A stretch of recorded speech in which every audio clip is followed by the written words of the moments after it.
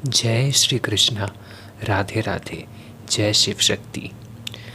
मैं चंद्र प्रकाश सिंह आप सभी का स्वागत करता हूं आपके अपने चैनल पे। दोस्तों, हमारा हिंदुस्तान कई चीज़ों के लिए प्रसिद्ध है, चाहे वो पूजा हो, स्पिरिचुअलिटी हो, मंदिर हो, भगवान हो, अच्छा खाना हो, ट्रेडिशनल ड्रेस हो या फिर रहस्य हो। जी हाँ दोस्तों, हमारा हिंदुस्तान रहस्य के लिए भी बहुत प्रसिद्ध है। आज इस वीडियो के माध्यम से मैं आपको एक ऐसे मंदिर के राज के बारे में बताने जा रहा हूँ जिसको जानकर आपके होश उड़ जाएंगे, आप हक्के पक्के रह जाएंगे। तो देर किस बात की, आइए चलिए मेरे साथ। दोस्तों, हिंदुस्तान में हमारे देवों के देव महादेव का बहुत सी मंदिर है और उस मंदिर से जुड़े बहुत से रहस्य भी हैं। उन सब के बारे में मैं आपको समय समय पे अपने वीडियो के माध्यम से बताता रहूँगा। लेकिन आज जिस मंदिर के बारे में मैं आपको बताने जा रहा हूँ वो बेहद प्रसिद्ध मंदिर, जी हाँ, आपने सही समझा, मैं उज्जैन के बेहद प्राचीन और प्रसिद्ध महाकाल मंदिर के बारे में बात कर रहा हूँ। इस मंदिर की महिमा अपरंपार है और आए दिन ये मंदिर अपने चमत्कारों से लगातार सुर्खियों में रहता ही है।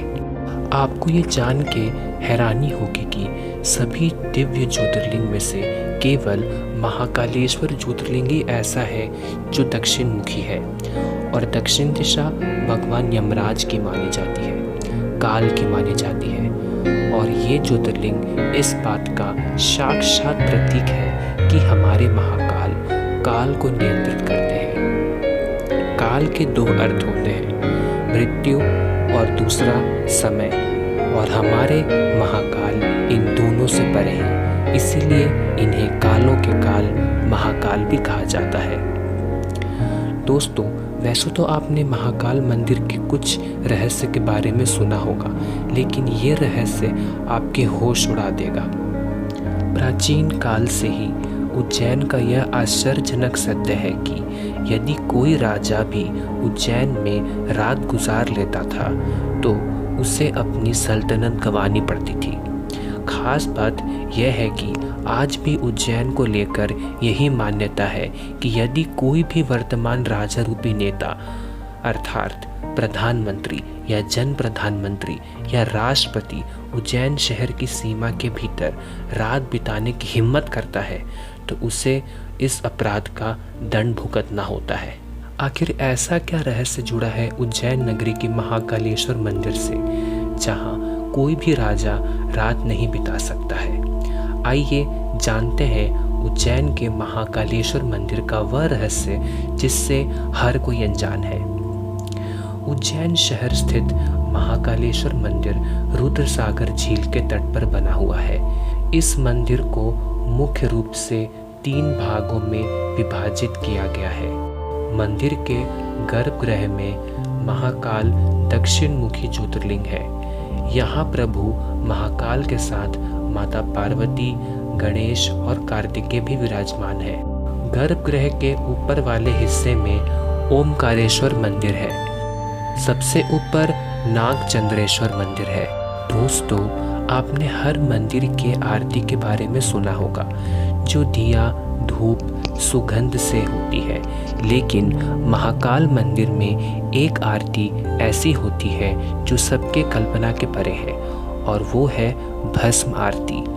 जी हाँ दोस्तों, ये आरती विश्व भर में एक चर्चा का विषय बन रहा है, जिसमें शमशान की ताज़ी चिता की राख से महाकाल बाबा की आरती होती है। इसे ही भस्म आरती कहा जाता है। ऐसा माना जाता है कि वह व्यक्ति बहुत भाग्यशाली होता है जिसकी चिता की राख से प्रभु की आरती होती है। इस आरती का हिस्सा बनने के लिए दुनिया भर से पर्यटकों और भक्तों की भारी भीड़ जमा होती है, लेकिन इसमें महिलाओं का शामिल होना मना है, क्योंकि हमारे हिंदू धर्म में शमशान में महिलाओं का जाना मना है और भस्म कहीं और से नहीं, शमशान से ही आती है। तो चलिए दोस्तों, उस राज के बारे में अब बात कर ही लेते हैं जिसका इंतज़ार आपको बेसब्री से था। जी हाँ, आपने सही समझा, और वो राज है रात में रुकने की मनाही की। जी हाँ दोस्तों, मान्यताओं के अनुसार उज्जैन में प्रभु महाकाल के प्रकट होने और मंदिर की स्थापना से जुड़ी एक कहानी है। कहा जाता है कि दूषण नामक असुर ने उज्जैन के निवासियों का जीना दुश्वार कर रखा था।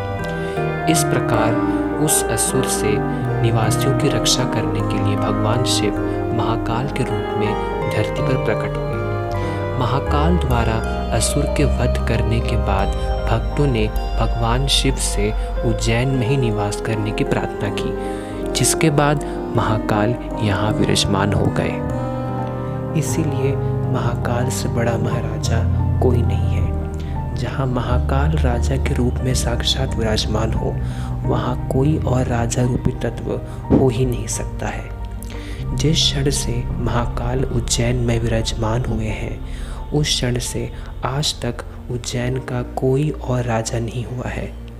उज्जैन के केवल एक ही राजा है और वो है प्रभु महाकाल।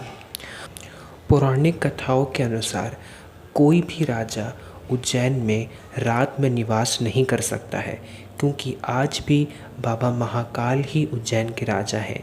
यदि कोई भी राजा या मंत्री यहाँ रात में ठहरता है तो उसे इसकी सज़ा भुगतनी पड़ती है।